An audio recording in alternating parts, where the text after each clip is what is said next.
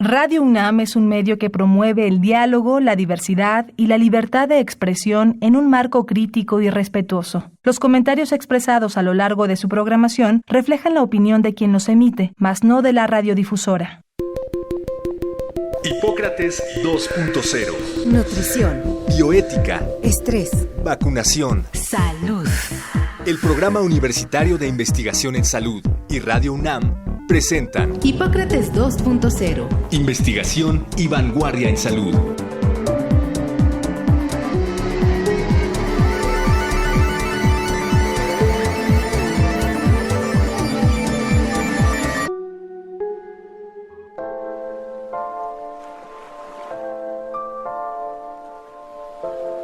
Hola, ¿qué tal? Bienvenidos a Hipócrates 2.0. Yo soy Mauricio Rodríguez. Los saludo como cada semana aquí en Radio UNAM con muchísimo gusto. Muchas gracias por estarnos sintonizando nuevamente. En el programa de hoy vamos a tratar de descifrar y platicar sobre la obesidad y la diabetes, que son dos condiciones inmensas. Y hoy queríamos justamente hablar de ese cruce de caminos donde la obesidad tiene que ver con la diabetes y donde la diabetes tiene que ver con la obesidad. Y para eso invitamos a una doctora investigadora, profesora súper experta en el tema, que es la doctora Marcia Iriart, que ella estudió medicina, luego hizo una maestría y un doctorado en ciencias en el CIMBESTAB, dos estancias postdoctorales en la Universidad de Pensilvania, en Estados Unidos, profesora de la Facultad de Medicina en el Departamento de Fisiología desde hace 46 años y es investigadora en el Instituto de Fisiología Celular, donde trabaja precisamente con investigaciones respecto a la fisiopatología de la obesidad y el síndrome metabólico y el desarrollo de diabetes en modelos animales y en humanos. Además tiene la distinción de ser integrante de la Junta de Gobierno de la UNAM. Qué nervios, este año está muy difícil estar ahí. Pues primero que nada, Marcia, bienvenida, muchísimas gracias por aceptar la invitación. Muchas gracias por invitarme, buenas tardes a todos. Íbamos a leer más de tu currículum, pero el programa nada más dura media hora, así que me parece importante simplemente poner el contexto que tú has estudiado obesidad y diabetes, has estudiado. No sé si quieres poner ahí las definiciones por delante, qué es la diabetes, cómo está relacionada con la obesidad o qué es la obesidad y cómo está relacionada con la diabetes. A ver. Pues podríamos decir que la diabetes es un conjunto de enfermedades, no es una sola enfermedad. Y es una enfermedad compleja porque no depende de un solo factor. Y diabetes simplemente quiere decir azúcar alta en la sangre. Bueno, más bien, diabetes quiere decir sifón. Un sifón porque sale mucha agua. Los antiguos lo que veían era que la gente pues orinaba mucho y entonces pues le pusieron diabetes. Y después hay una diabetes que no tiene nada que ver con la diabetes mellitus de la que vamos a hablar hoy, que es la diabetes insípida, porque no es dulce, sino esa viene de la hipófisis, del hipotálamo y de la hipófisis y de la hormona antidiurética y no tiene que ver con esto. Pero la diabetes mellitus puede ser de varios tipos. Por ejemplo, la diabetes tipo 1 es la diabetes de los niños, donde hay un ataque del sistema inmunitario hacia las células beta del páncreas, que son las que producen la insulina. Sin embargo, la que es una epidemia mundial, y en nuestro país también, es la diabetes mellitus tipo 2. La mayor parte de las veces se deriva de mucho tiempo de estar comiendo más de lo que debemos y de no hacer ejercicio. Perdón, antes de alejarnos de la introducción histórica, que me gustó muy bien cómo lo planteaste, algunos de los trabajos que llevaron a conclusiones y a investigaciones más profundas partieron de observaciones tan elementales como ver que a la orina de las personas que tienen diabetes mellitus se les para las moscas y a los que no. Y entonces alguien que se paró ahí junto dijo, oye, ¿por qué a mi orina no se le paran las moscas y a la tuya sí? Y entonces empezaron a investigar y vieron que justo se rebasa el límite del riñón y empieza a echar azúcar hacia afuera porque el azúcar de adentro está altísima y aterriza con esa idea de justo del sifón dulce, ¿no? Podríamos decir. Sí, es muy interesante porque cuando descubrieron la insulina, justamente, Banting y Best en Canadá, pues lo que vieron fue que cuando le sacaban el páncreas a los perros, separaban mucho ahí las moscas en la orina.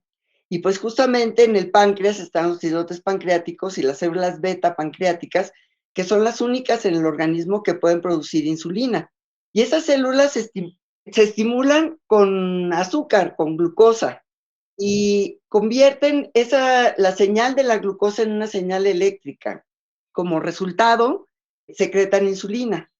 Entonces, este es también un proceso complicado, pero si nosotros la estamos estimulando continuamente, por ejemplo, comiendo continuamente cosas dulces, pues estas células secretan más insulina y llega un momento en que se agotan. Pero esto no solamente depende de las células beta en sí, sino también del contexto genético que tenemos, del medio ambiente. Por eso lo llamamos a la diabetes mellitus una enfermedad compleja. Entonces, todos nosotros somos mestizos y entonces tenemos los genes que nos vienen de la parte indígena que le llaman ahorradores, porque, pues claro, si no había mucho que comer, desarrollamos un buen sistema los humanitos para ahorrar todo lo que estábamos comiendo y para las épocas de hambruna, pues no morirnos de hambre. Entonces tenemos muy buenos esos genes. Entonces, si comemos de más, engordamos. Si engordamos, vamos a requerir más insulina y se hace un círculo vicioso y el síndrome metabólico pues consiste en tres o más de los siguientes signos. Uno puede ser la obesidad central, que es la panza. Otro puede ser que tengamos altos los triglicéridos, alto el colesterol, que se llaman dislipidemias. Puede haber resistencia a la insulina, que quiere decir que hay mucha insulina, pero que los tejidos no le están recibiendo adecuadamente. Entonces, no está actuando bien. Entonces, aunque haya mucha glucosa afuera o poca, lo que sea, los tejidos están desnutridos. Entonces hay esa resistencia a la insulina, hay intolerancia a la glucosa y hay una inflamación de bajo perfil, o sea, no es la inflamación de cuando nos caemos y es una cosa grande, pero es una inflamación continua porque los glóbulos blancos van a ver, pues, por qué creció la panza, por qué creció ese tejido, y entonces ahí producen una cantidad de hormonas y la grasa también produce una serie de hormonas que van a producir que se aumente la secreción de insulina. Y entonces todo esto se hace un círculo vicioso que aumenta la probabilidad de que te dé diabetes. Esto tiene justamente como un efecto dominó y una bola de nieve porque al haber más grasa, más tejido graso en el cuerpo, se necesita otra forma de regularlo porque la grasa es el almacén de la energía. ¿Cómo vas a metabolizar? ¿Cómo vas a utilizar la energía que tienes, ya sea de la grasa que estás comiendo o del azúcar que estás comiendo, de las proteínas que estás comiendo?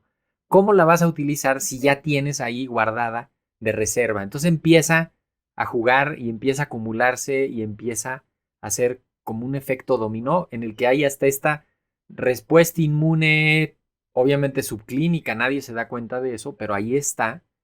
Y eso puede provocar desbalances.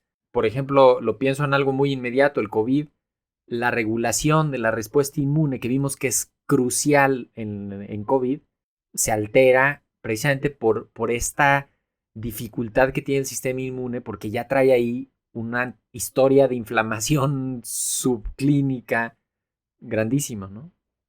Pero sí, lo mejor del síndrome metabólico, o lo menos malo, es que tiene vuelta, pues, tiene remedio, ¿sí?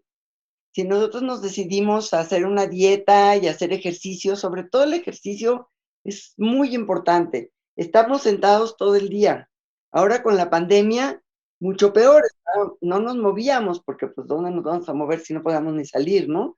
Esto hizo que aumentara, en nutrición dicen que como el 5% las personas con sobrepeso y obesidad. Es muchísimo para 2 años. Ya éramos de los más con mayor sobrepeso y obesidad, ¿no? En el mundo.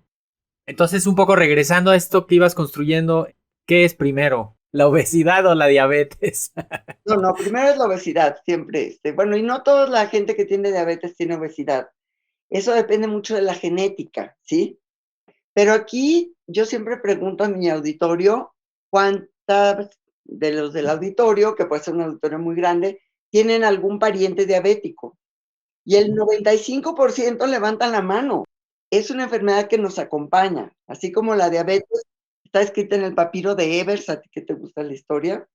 Los mexicanos tenemos esos genes que pues no son una buena base para que nos dé, vamos, para desarrollar diabetes si antes tenemos el síndrome metabólico.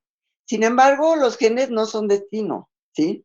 También si nosotros desde pequeños nos cuidamos, no estamos todo el tiempo agrediendo al pobre páncreas, comiendo todo el día.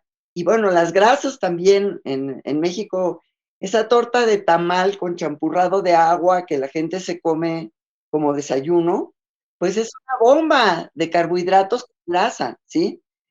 Eso, de hecho, qué bueno que lo planteas así porque los genes, pues ahí los traes, no los escogiste y es lo que te tocó en la rifa de la biología. Pero todo lo que hagas a partir de los genes que tienes, pues eso sí más o menos tendrá que ver los primeros años con tus padres y tu entorno, pero después contigo. Y creo que eso es muy importante porque tenemos que aprender y tenemos que enseñar a las infancias a aprender a dimensionar esto que estás describiendo. O sea, ¿dónde estoy comiendo energía extra? ¿Dónde estoy comiendo porquería? Ah, bueno, pues entonces cuidado con eso.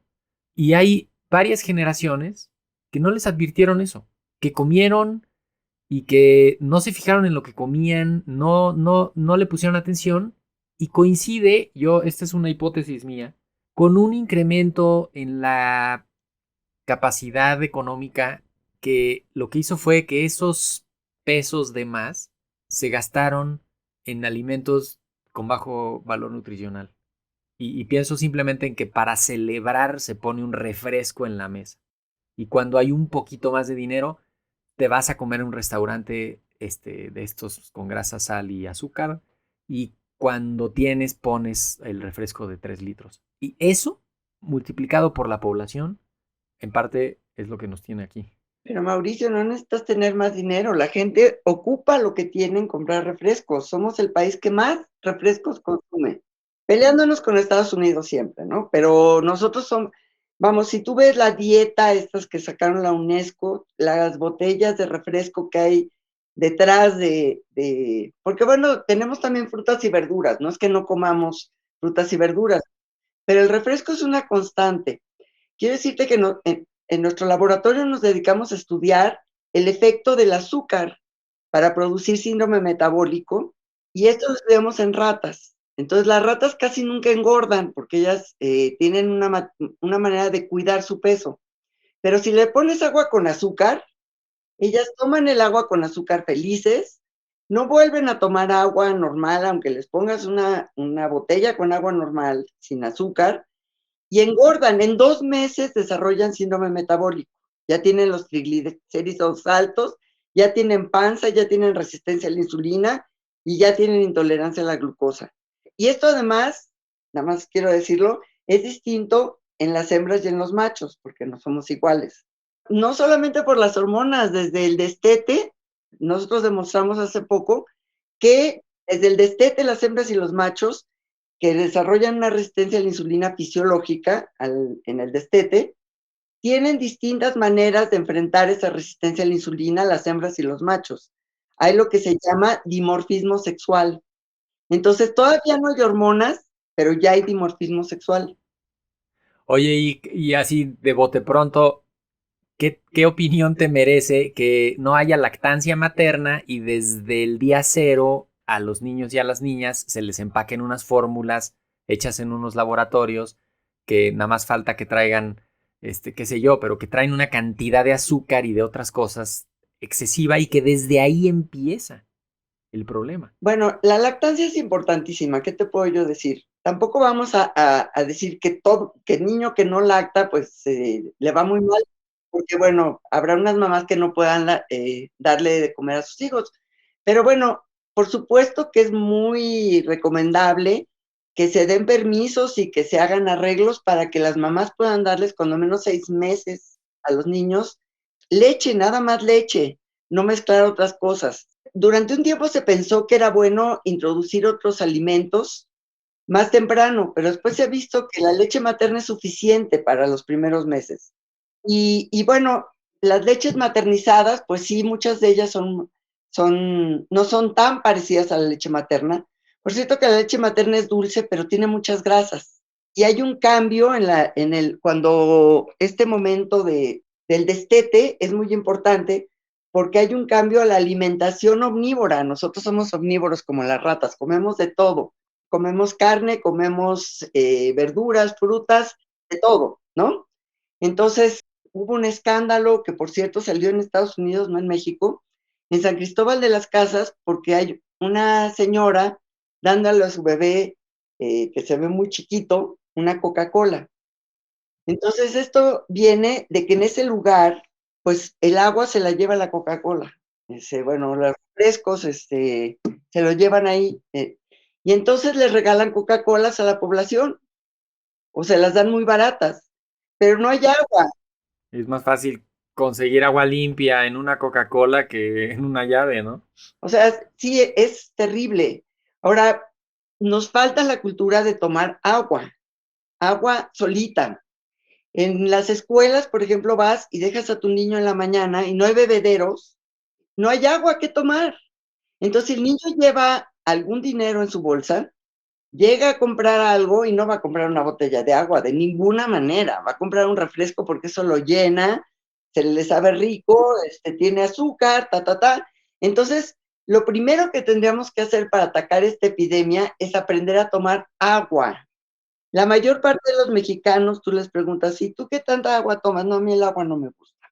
Pero el agua, por favor, es un elemento indispensable.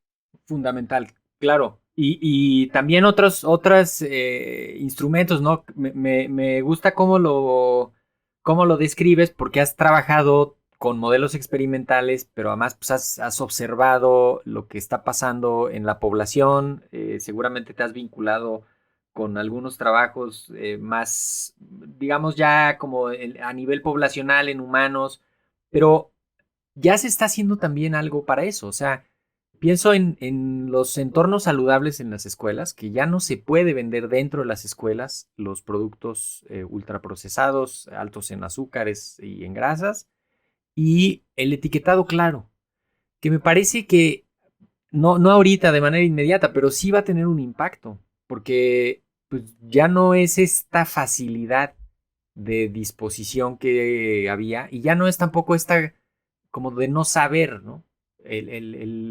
Yo tengo un hijo de 8 años y ya está perfectamente entrenado a ver cuántos sellos tiene lo que se va a comer.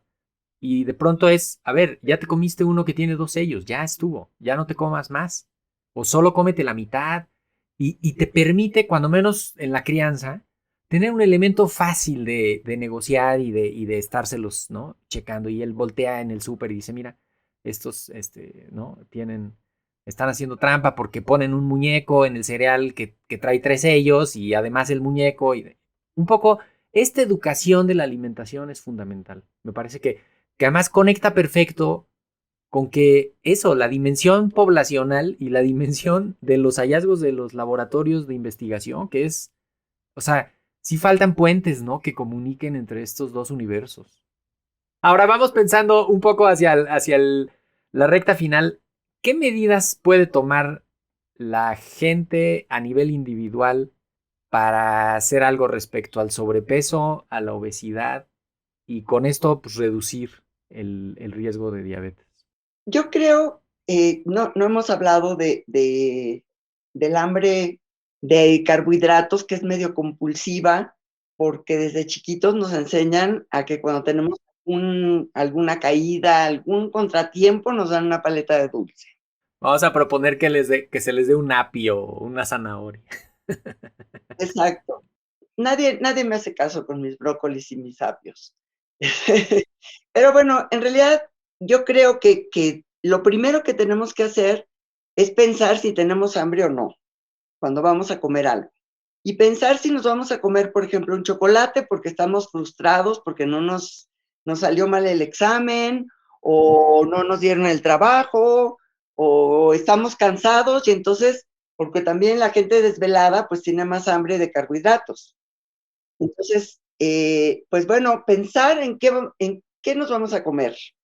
Yo creo que antes de ver los sellos, pensar si realmente necesitamos ese chocolate. Y a lo mejor no hay que ser fundamentalistas, porque esto es muy difícil de regular todo o nada.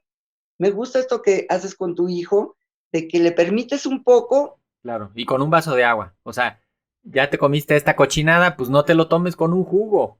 Porque, como les digo, la culpa no es de la torta de milanesa con quesillo, es de la Coca-Cola o del refresco que te vas a tomar con ella. Bueno, y todo lo demás.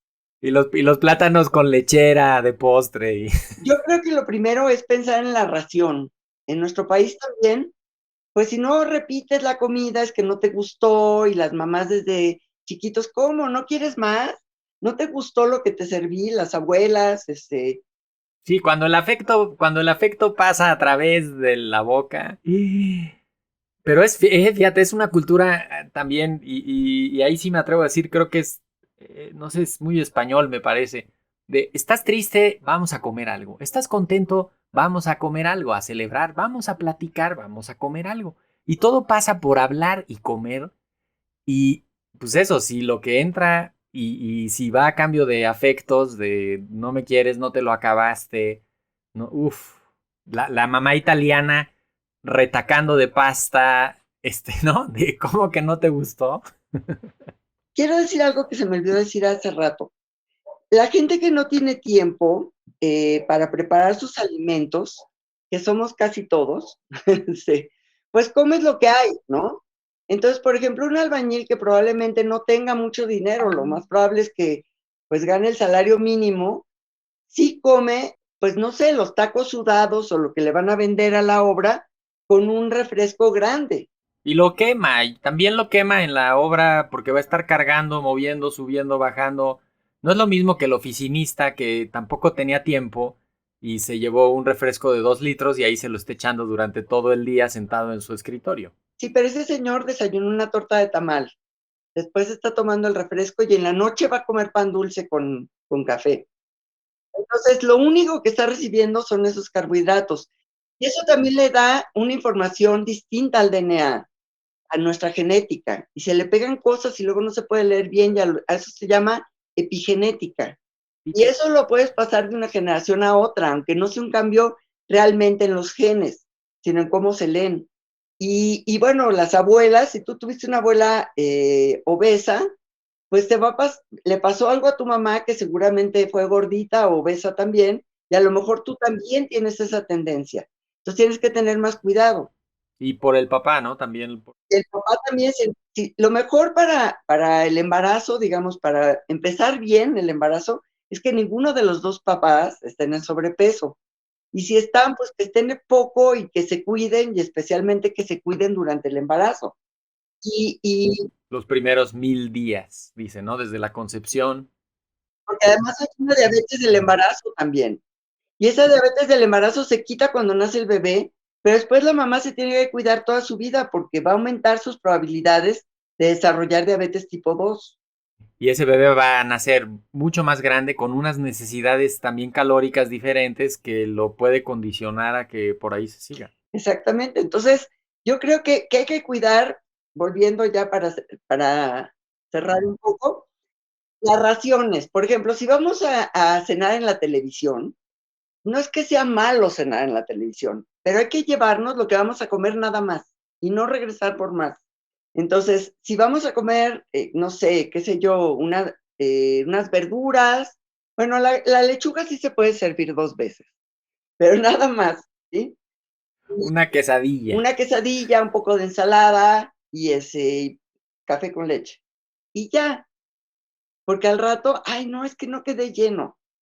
Y no tenemos que quedar llenos, simplemente satisfechos. Es que la cultura del hambre, hay gente que la vive muy, muy mal, ¿verdad? Como que se van a morir, sienten que se van a morir y no toleran tener ni tantita hambre, ¿no? De pronto es como, pues ahí aguántate el hambre, o sea, no te vas a morir de eso ahorita en lo que llegamos a donde vamos, ¿no? No, además, hay señales del cerebro de saciedad, de para de comer, pero a veces no las sentimos, no nos damos oportunidad de sentirlas.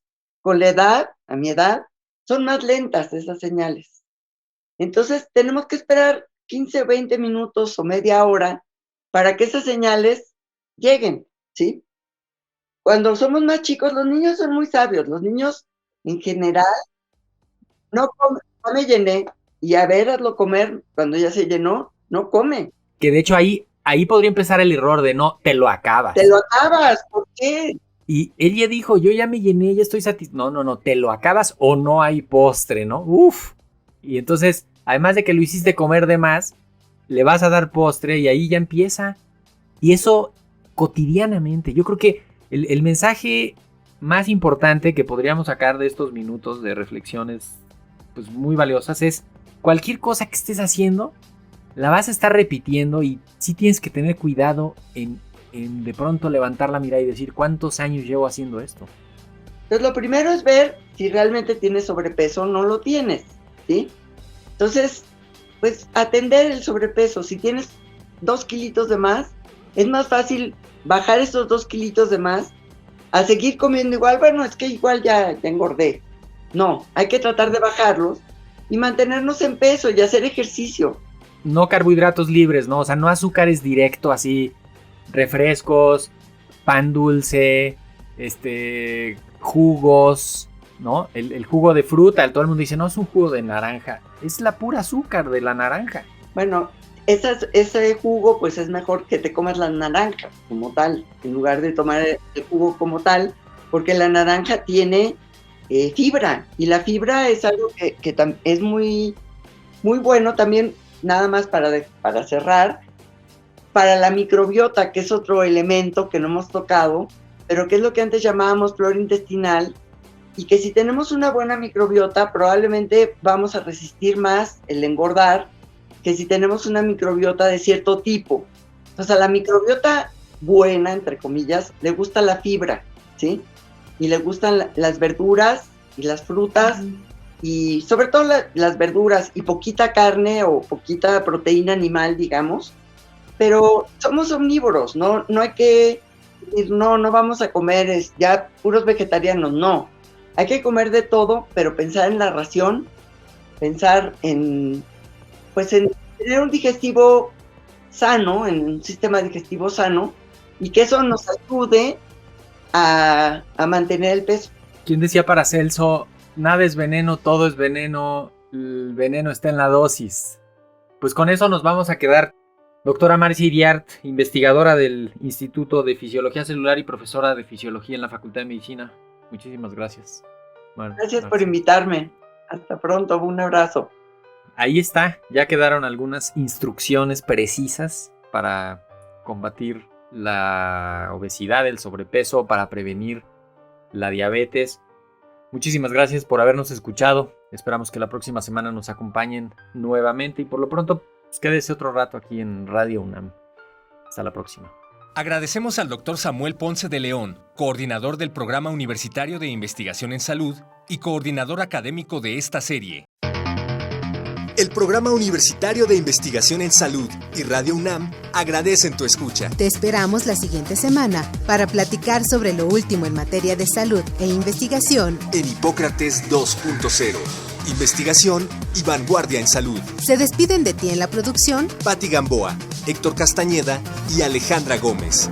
Hipócrates 2.0. Radio UNAM. Experiencia sonora.